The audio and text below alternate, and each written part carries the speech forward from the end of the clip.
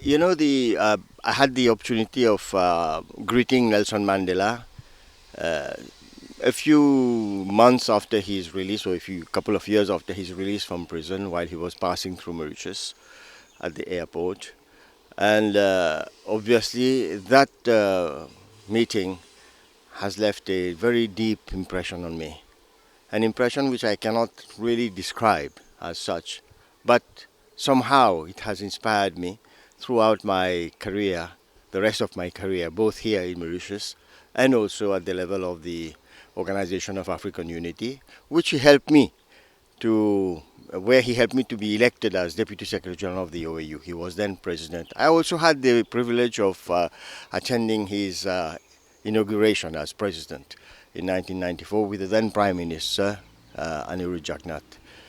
It was a momentous occasion, and I believe this was translated by the people who were there, who were in their millions, who had moved to the grounds in Pretoria to welcome the first son of liberated South Africa.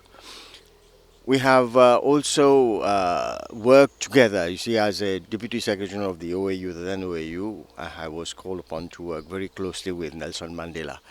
And he really inculcated in the rest of his peers values which others were only prepared to talk about but not to practice, whereas he practiced his trade being his high values. That is Nelson Mandela for you. And I believe now that he's departed, he's left this earthly place, it's time for leaders of the continent, not only the African continent, but also of the world, not only to take inspiration from him, but to practice exactly those values that he has bestowed upon us. Values that will remain with us for years and years and generations to come. Mandela, Nelson Mandela is a very great figure, uh, not only a great political figure, but also a spiritual and moral guide for the whole of humanity. He's known as someone who brought reconciliation in a country that had been hopelessly divided by history, by apartheid.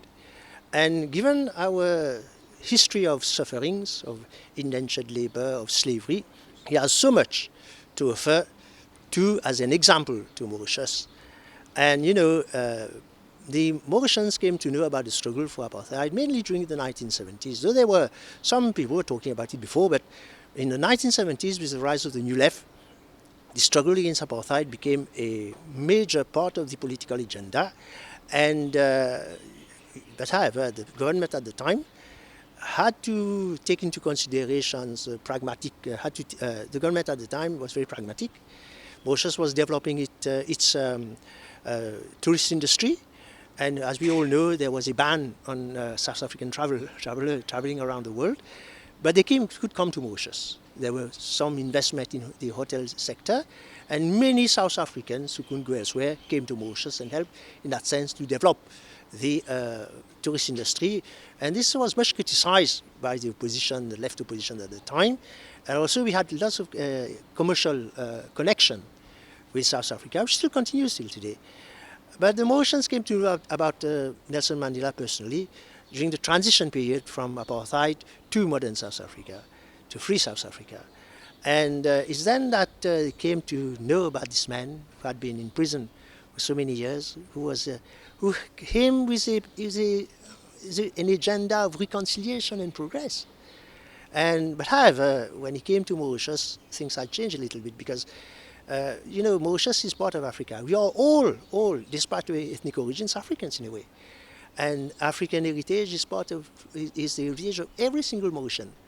But however, because of the Malaise Creole discourse in the 1990s and this rise of black consciousness among those who consider themselves to African descendants of African slaves, there has been a tendency to look at Mandela through the ethnic prism, to see him as a African leader only for one small group, and this is unfortunate.